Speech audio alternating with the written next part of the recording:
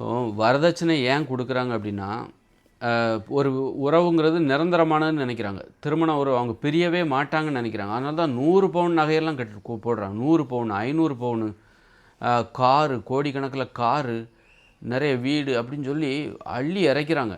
ஏன்னா அது அந்த ஒரு கல்யாணம் ஆயிடுச்சுன்னா அவங்க பிரியவே கூடாது. பிரிய அனுமதிக்க மாட்டாங்க. பிரிய விடமாட்டோம். பிரிவே வரக்கூடாது.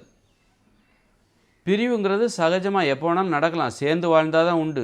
அவங்க பிரியலைன்னா பிரியலைன்னா பிரியலை, பிரிஞ்சாங்கன்னா பிரிஞ்சாங்க, அவ்வளோதான். அது ஒரு நியூஸ், அவ்வளோதான். பிரியலைன்னா அது ஒன்றும் பெருமை கிடையாது. பிரிஞ்சுட்டா அது ஒன்றும் துயரம் கிடையாது. துயரம் கிடையாது. நீ சந்தோஷமாக வாழ்றியாங்கிறது தான் முக்கியம். உனது மகிழ்ச்சியாக வாழ்றியாங்கிறது தான் முக்கியம். மகிழ்ச்சிங்கிறது நீ ஒருத்தரிடமிருந்து பிரிந்து இன்னொருத்தர்கிட்ட போனால் தான் எனக்கு மகிழ்ச்சி கிடைக்கும் அப்படின்னா நீ அங்கே போயிடு. மகிழ்ச்சியாக வாழ்வது தான் பெருமை. அப்படி இருக்கும்போது இவங்க என்ன நினைக்கிறாங்க, சேர்ந்து வாழ்கிறது தான் பெருமை அப்படின்னு நினைக்கிறாங்க. மகிழ்ச்சியாக வாழ்வது தான் பெருமை.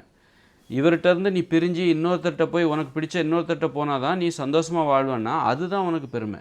சேர்ந்து வாழ்வதோ பிரிவதோ பெருமை கிடையாது. பிரிவது சோகமும் கிடையாது. சேர்ந்தே வாழ்வது என்பது ஒருவரிடம் நான் எனக்கு பிடிக்கலனாலும் நான் இவர் கூட தான் வாழ்ந்தேன், அது உனக்கு பெருமை கிடையாது. பிடிக்கலனாலும் நீ இவர் கூட தான் வாழ்ந்த அப்படின்னா அது உனக்கு சிறுமைத்தனம். அது வெளியே சொல்லாது, வெட்கக்கேடு. அதனால் நீ சந்தோஷமாக வாழணும், அதுதான் பெருமை. அப்படி இருக்கும்போது பிரிவது என்பது எப்போ வேணாலும் நடக்கலாம். நடக்கலைன்னா தான் அதிசயம்.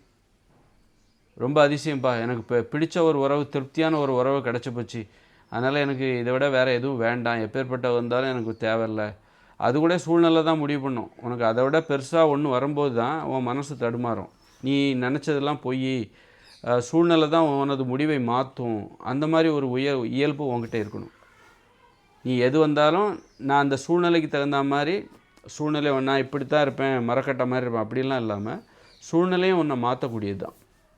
நான் பிரியவே மாட்டேன் அப்படி தான் நினச்சேன், ஆனால் ஒரு அவளை பார்த்த உடனே அல்லது அவனை பார்த்த உடனே அவனுக்கும் என்ன பிடிச்சி போச்சு, இதை விட நான் இன்னும் சந்தோஷமாக இருப்பேன் அப்படின்னா அவங்கள்ட்ட அப்படி அந்த மாதிரி.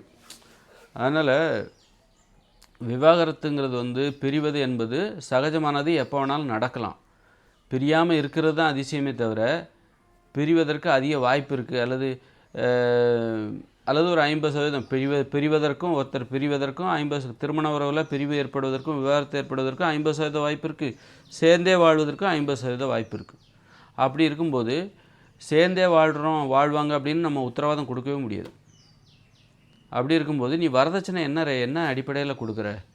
வரதட்சணை நகைகளால் 100 பவுன், 500 பவுன், 10 லட்சம், 50 லட்சம், 1 கோடி காரெல்லாம் கொடுக்குறாங்கன்னா நீ நிரந்தர உறவுன்னு நினச்சிக்கிற, பிரிவே ஏற்படாதுன்னு நினச்சிக்கிற, அவங்க பிரியவே மாட்டாங்கன்னு நினச்சிக்கிற, பிரியவும் விடமாட்ட. நீ பிரியவும்னு நினச்சாலும் நீ விடமாட்ட. அந்த நம்பிக்கையில் தான் இவ்வளோ பணத்தை வரதட்சணையாக கொடுக்குற. இந்த மாதிரி கோடிக்கணக்கில் லட்சக்கணக்கில் கல்யாணத்தை நடத்துகிறாங்க கல்யாண மண்டபத்தில். அதெல்லாம் எதுக்கு? பிரியவே மாட்டாங்கன்னு நீ நினைக்கிற. அதனால தான் இவ்வளோ பணம் செலவழித்து கல்யாணத்தை நடத்துகிற. பிரிவுங்கிறது சகஜம்னா அதை எளிமையாக தான் நடத்துவேன். பிரிவுங்கிறது அவங்க சேர்ந்து வாழ்கிறதுக்கும் பிரிவதற்கும் 50% வாய்ப்பு தான் இருக்குது. சேர்ந்தே வாழ்வதற்கு 50% வாய்ப்பு தான் இருக்குது. பிரிவதற்கும் 50% வாய்ப்பு இருக்குது.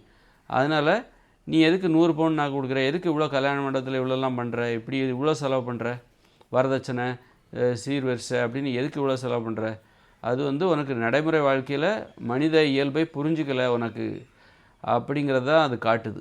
நீ அறிவில்லாதவர் என்பதைத்தான் அது காட்டுகிறது.